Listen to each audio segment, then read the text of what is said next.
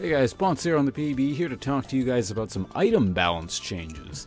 So more specifically, Farsight Orb is being buffed, as is Specter's Cowl. Now I mentioned in the past, it's more interesting sort of to overall game balance, and probably more important when items get changed, because it affects many champions all at once. Now Farsight Orb, you guys remember this item as the trinket no one ever gets. Riot's looking to change that. See, look at this. Now when you use it, it places a ward which will last 60 seconds. Now it's a crappy version of the ward because it only lasts 60 seconds, obviously. And, you know, it only has one hit point. But, you know, it's something. It's kind of neat. The cooldown on this thing is 90 seconds. So, you know, you can have a extra ward up, what is it, 90 or 60 out of every 90, 60 out of 90 seconds.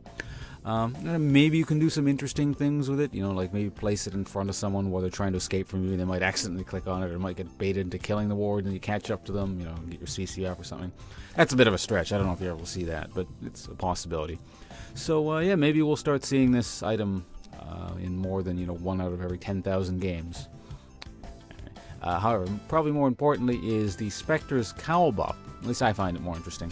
Now, you guys might remember, it used to say grants 100% base health regeneration for up to 10 seconds after taking damage from any champion. Now it's 150%. Sort of an interesting change. I imagine this probably has to do with a number of factors, such as we're seeing a lot more AP top lanes of late. I made a list of them over here. Let me just take a look at them. Just sort of a quick list of things that actually deal magic damage would be. Now, some of these champions, you know, you wouldn't build this item against. But for example, Akali, Cho'Gath, Sion, Ryze, Malphite, Nidalee, Swain, Vlad, Yorick, Rumble, Maokai, Mundo. All those champions deal relatively large amounts of magic damage. Sion, you might think he's a physical champion. No, Sion actually deals a lot of magic damage, especially if you're playing the max E first pokey sort of way. Now again, you don't want to build this item versus all these champions. You know, also depends on what you're playing as well. But yeah, I don't know. It's kind of an interesting choice, because whenever I read magic resist, I find myself more or less just, you know, early on at least, because Specter's Cowl more so of an early game item.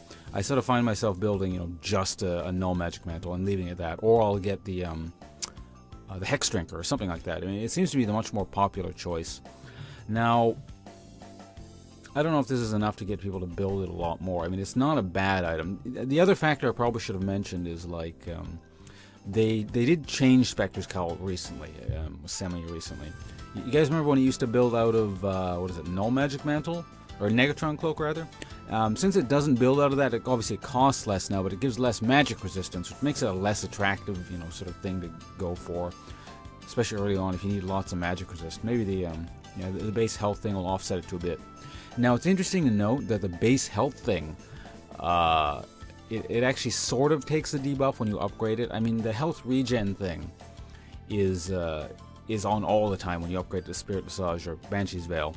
But, you know, if you're mid-combat, you're actually regenning less compared to the Specter's Cowl, which I find kind of interesting. But, I mean, it's not the biggest thing ever. Other than that, yeah. I should probably mention out of those champions that I mentioned, you probably only ever really even consider building this Specter's Cowl against, like, Akali, Cho'Gath. I wouldn't build against Sion, definitely. Ryze would be an option. Malphite, maybe. Nidalee, maybe. Probably not. Swain would probably be a good candidate. Ad would be Vlad.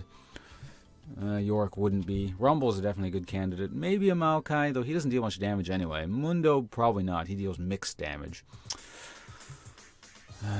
Yeah, it's kind of interesting that actually I'm seeing a lot more AP champions top lane. I'm not sure what it is. Maybe people have been playing it more. There are more AP champions, the LCS or something. But Vlad is kind of weird. I've been seeing a lot of Vlad lately. He just died off for the longest time, and he's starting to show up again.